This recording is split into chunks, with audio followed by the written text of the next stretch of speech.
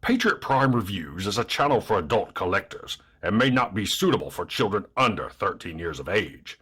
Viewer discretion is advised. This video is sponsored by toyhax.com. They're your one-stop shop for reproduction decals for your vintage G1 Transformers and upgrade decals for your modern bots. Weaponry for your figures from the Toyhax Armory, and great looking backdrops for your display from Toy Stages. And now you can get 15% off of your purchase using my promo code PATRIOT at checkout. So yes, 15% off your order using my code PATRIOT. So check out toyhax.com and make your collection stand out from the rest. And tell them Patriot Prime sent you. Now, on to the video.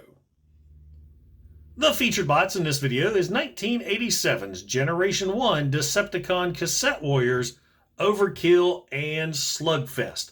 Both of these figures were packaged together in a 2-pack, and what I think's really cool, they came out in 1987, 3 years after Soundwave was released. So Hasbro was still giving you figures to interact with Soundwave.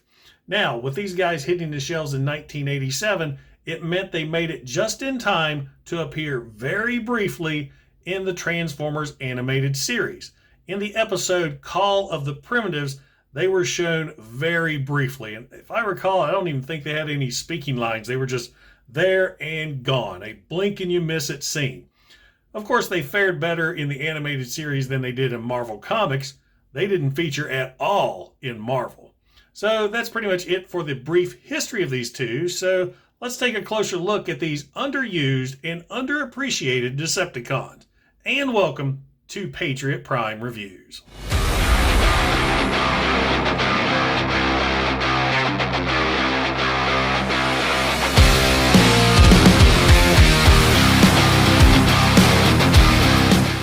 Now we'll start things off by taking a look at these two dastardly Decepticons in their cassette tape mode. And we'll take a look at Overkill first.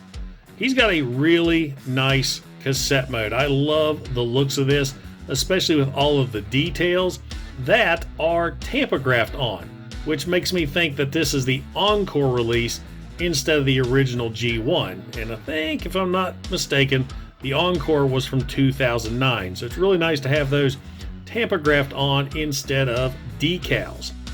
I love how you've got these spools right there. You can see through the little faux window, MC60, side A, metal position. You do have a pretty visible dinosaur head right there.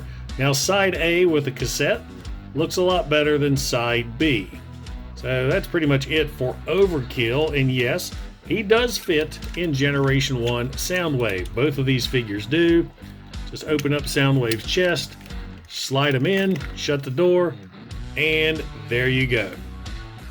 Now let's go ahead and get Overkill transformed into his robot mode or beast mode. First thing you're going to do is rotate the head around.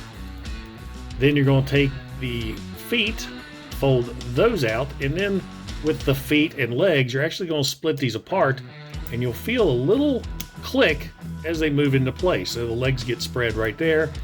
Move the tail down, flip up the little T-Rex arms, and there you go. Of course, we've got to get him all armed and ready for battle. He comes with these really nice looking chrome weapons that plug in right behind the arms on the shoulders. So unlike some of the other Beast cassette robots, or Beast cassettes, their weapons always go on the hips. Overkill's is going up on his shoulders, and this guy looks really cool. Kind of like a T-Rex, but he's got a horn on his nose, and I'm not sure what that dinosaur is called. A Hornosaurus, maybe? You guys let me know in the comments. Great details on the figure, at least on the side B. Side A has all the cassette details. Side B is more of the robot details. You got the horn, the gold eyes, which are also tampographed on. You've got a open and closing jaw with rows of sharp teeth, little dinosaur arms, details on the legs, and the tail. As far as articulation, we got the jaw that can go up and down. The little dino arms can move. Well, I guess you can move the head as well. just like so, because of the transformation, so he can look up and down. Little feet can move up and down, and the tail can wag. And that's pretty much it for Overkill. We also have a rub symbol right there. So let's go ahead and take a look at Slugfest now. And I love the collars on this guy. It just absolutely pops. Another great looking cassette, though you can't see the tape spools as well on his cassette than you could Overkill's. Still, we got the metal position MC60 side A. You got the dyno head right there. Side A, once again, looks wonderful. Side B, not so much. And Slugfest, of course, also fits inside Soundwave here. So let's go ahead and get Slugfest transformed. First thing you're going to do, just like Overkill, is we're going to rotate the dinosaur head down, flip the figure over, and this is really cool. When you move the tail down, the spines, the sails, the feet, whatever these are called, the spikes, those are on a spring, so they pop right up when you move the tail out of the way, or whichever way you go, whether tail first, head first, those hold those down, and it's really cool how that works. Now we're going to fold down the legs, both the front and the back, and he's got weapons as well. More chrome goodness. Looks like a little solar panel right there. Make sure the solar panel's on top. And these weapons actually plug into the rear of the figure behind the back legs. And there we have Slugfest all armed and ready for battle. And this guy just looks too cool. I love the color scheme, especially with those large chrome weapons. He looks awesome.